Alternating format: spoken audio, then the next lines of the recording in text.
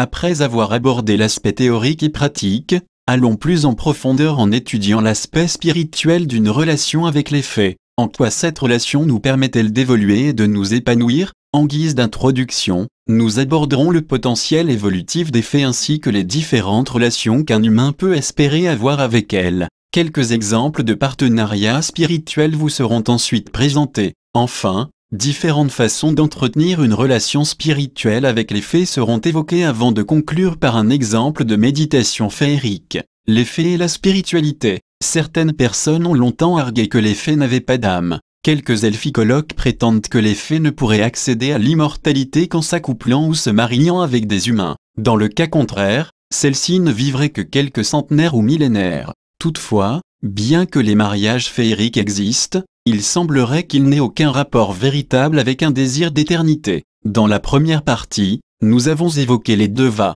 Ce terme indien est parfois repris en Occident pour parler des êtres féeriques les plus évolués spirituellement. Ainsi les fées sont souvent considérées comme les anges de la nature. Elles veillent et protègent toutes choses qu'elles recèlent. Leur mission est souvent liée à l'épanouissement des êtres de la nature, à l'art, à l'amour, à la joie ainsi qu'à la sagesse ésotérique, avec une mention spéciale pour la magie et la beauté. Les relations fées-humains. Le principe de base d'une relation permet à chacun de découvrir l'univers de l'autre et de bâtir ensemble. Ainsi, nous retrouvons trois types de relations avec les fées, possiblement interreliées. La relation amicale, ou amoureuse, à l'instar de nos autres relations, nous développons certaines affinités avec des fées plutôt que d'autres. En raison de nos goûts, passions et énergie, nous nous sentons donc au diapason avec des êtres tout particuliers. Ce type de relation est souvent le plus instinctif. Vous-même, et la fée, saurez et déciderez quand vous contactez mutuellement. Être avec l'autre devient logique et ne passe plus par la volonté.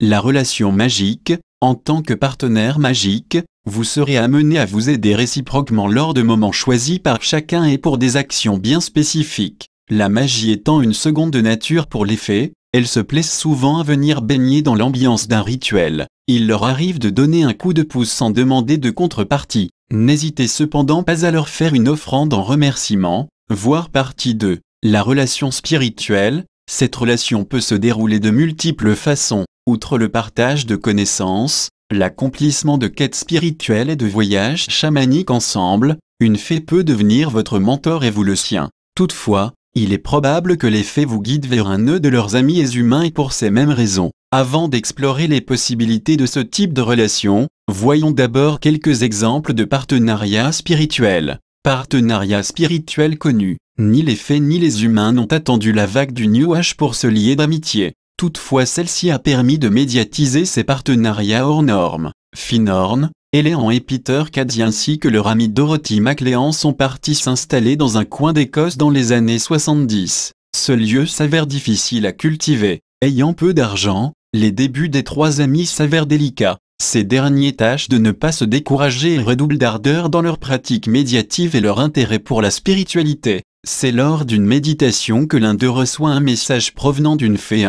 Des dialogues débutent, marquant le début d'un partenariat intense et riche en rebondissements. En suivant les conseils des fées, les humains commencent à obtenir des résultats défiant l'imagination. Non seulement ils réussissent à cultiver un important potager, mais les fruits et légumes atteignent des proportions hors normes. Et ce n'est qu'un début. Perelandra et la ferme de Greyhope. Sur ces principes similaires, d'autres personnes se sont lancées dans l'agriculture et l'élevage d'animaux respectueux de l'environnement et basés sur les conseils des fées. Perelandra et Greyhope ont notamment développé des essences florales ainsi que des programmes pour le développement spirituel.